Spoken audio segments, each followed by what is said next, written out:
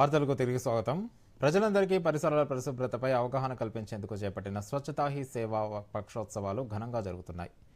ఇందులో భాగంగా కరీంనగర్ జిల్లా చొప్పదండి జవహర్ నవోదయ విద్యాలయంలో జిల్లా గ్రామీణాభివృద్ధి శాఖ, స్వచ్ఛ భారత్ గ్రామీణ శాఖ, యూనిసెఫ్ ఆధ్వర్యంలో విద్యార్థులకు అవగాహన కార్యక్రమాలు నిర్వహించారు.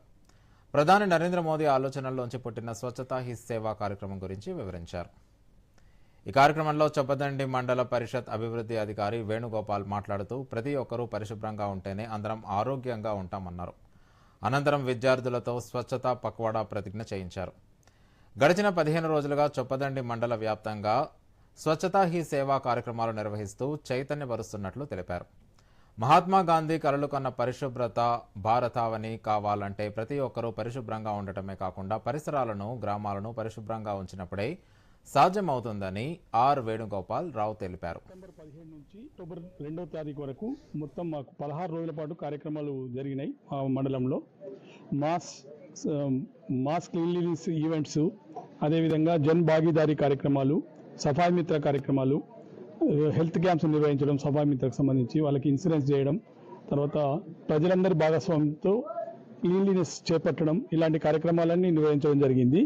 ఇది మహాత్మా గాంధీ గారి స్ఫూర్తితో మనం ఈ స్వచ్ఛత కార్యక్రమాలన్నీ చేపడుతున్నాం.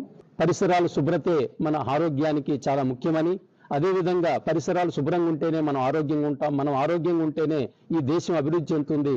ఈ దేశాభివృద్ధికి ప్రతి ఒక్కరూ కూడా మనస్ఫూర్తిగా సహకరించాలని మోదీ గారు ఇచ్చినటువంటి పిలుపు మేరకి అన్ని స్కూల్స్, మరి సొసైటీలో ఉన్నట్టు ప్రతి వ్యక్తి కూడా ఈ కార్యక్రమాల్లో పాల్గొనడం జరుగుతుంది.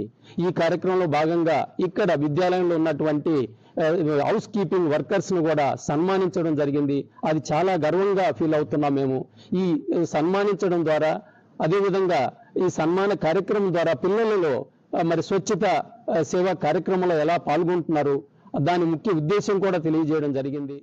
మా విద్యాలయంలో స్వచ్ఛతా పక్వాడా గురించి 1 మంత్ ప్రోగ్రామ్ జరిగింది. అందులో చాలా essay writing competitions, quiz competitions, చాలా కాంపిటీషన్స్ మరియు ఎన్నో విధాలుగా మమ్మల్ని ఎన్లైట్ చేశారు మా టీచర్స్.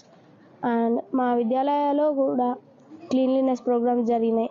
మేము హౌస్ క్లీనింగ్స్ అంటూ, క్లాస్ క్లీనింగ్స్ అంటూ చాలా డైలీ క్లాస్ నీట్గా పెట్టుకోవడం, ఇంకా చాలా యాక్టివిటీస్ చేసినాం.